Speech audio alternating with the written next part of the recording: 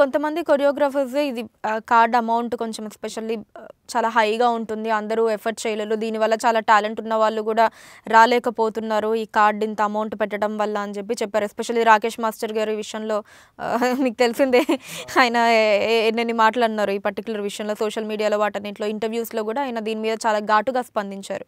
అవునండి. ఇప్పుడు ఏంటంటే ఇది ఇప్పటి నుంచి ఉండేది కాదండి. అంటే ఒకటే యూనియన్, మా యూనియన్ అనే కాదండి, 24 క్రాఫ్ట్స్ ఉన్నాయండి. 24 క్రాఫ్ట్స్లో ప్రతిదానికి ఇప్పుడు ఫైటర్ యూనియన్స్కి ఇంత ఉంటుంది, డాన్సర్ యూనియన్కి ఇంత ఉంటుంది, తర్వాత మేకప్ దీనికి అంటే ప్రతిదానికి ఇంత అని ఉంటుందండి. అంటే ఫస్ట్ నుంచి రూల్స్ అనేది ఉన్నది, సడన్గా లేదు మా దగ్గర లేదు అని బ్రేక్ చేయాలంటే ఎవరు బ్రేక్ చేయలేరు కదండి. సో అదనమాట. ఇప్పుడు రాకేష్ మాస్టర్ అనేటైనా చాలా పెద్ద మాస్టర్. ఒకప్పుడు ఇక్కడ తెలుగు ఇండస్ట్రీలో అంటే ఒకప్పుడు చెన్నై వాళ్ళు ఎక్కువ చేసేవారు, ఎక్కువ డ్యాన్స్ మాస్టర్లు అందరూ చెన్నై నుంచి వచ్చేవారు.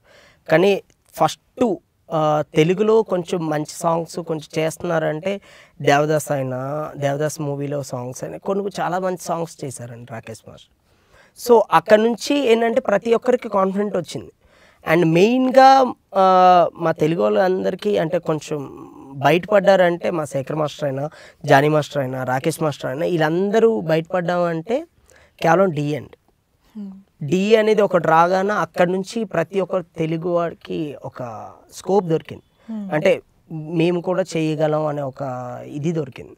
సో అక్కడి నుంచి ఇప్పుడు హీరోస్ కూడా చాలామంది సపోర్ట్ చేశారండి. ఎన్టీఆర్ గారు అని, రామ్ చరణ్ గారిని, అల్లు అర్జున్ గారు, మా Shekhar master, Jani master, Ganesh master అంటే ప్రతి ఒక్క రఘు మాస్టర్ అందరికీ చాలామంది సపోర్ట్ చేశారు. సో కార్డు వల్ల అంటే మనీ విషయం అంటే అదే అండి, ప్రతి యూనియన్లో ఉన్నది కాబట్టి ఇప్పుడు వాళ్ళు ఆ రూల్ని ఒకే యూనియన్ బ్రేక్ చేయలేదు కదండి. 24 క్రాఫ్ట్స్ కలిపి ఒక్కొక్క యూనియన్కి ఈ యూనియన్కి ఇంత ఉంటుంది, ఈ యూనియన్కి ఇంత ఉంటుంది, ఇది ఉంటుంది.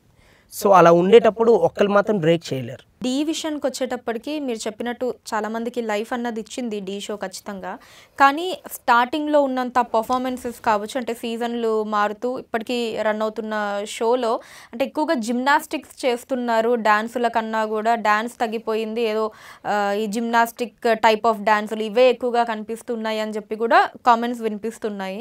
సో డీని అభిమానించే ఒక కొరియోగ్రాఫర్గా మీరేం చెప్తారు ఈ స్టేట్మెంట్స్ పట్ల? అంటే యాక్చువల్లీ ఇప్పుడు ట్రెండ్ అండి, ఒక్కొక్క ట్రెండ్ ఒక్కోలా ఉంటుంది. ఇప్పుడు ఇప్పుడు D1లో D2లో ఎలా ఉండేదంటే ఒక థీమ్ వెళ్ళేవారండి. ఒక మ్యారేజ్ కాన్సెప్ట్ తీసుకొని ఇలా వెళ్ళేవారు, ఒక లవ్ కాన్సెప్ట్ తీసుకొని ఇలా వెళ్ళేవారు, ఒక ఇద్దరు జోడీస్ అయితే ఎలా ఉండేది ఇలా థీమ్కి వెళ్ళారు.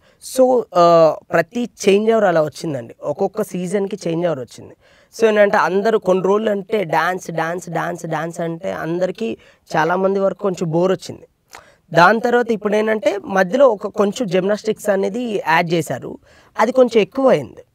సో జడ్జెస్ కూడా ఇప్పుడు శేఖర్ మాస్టర్ గారు అని ఎవరు అక్కడ ఉన్న జడ్జెస్గా అవని వీళ్ళందరూ చెప్పారండి, జిమ్నాస్టిక్స్ అయిపోతుంది, సర్కస్లా అవుతుంది, డ్యాన్స్ చేయండి అని.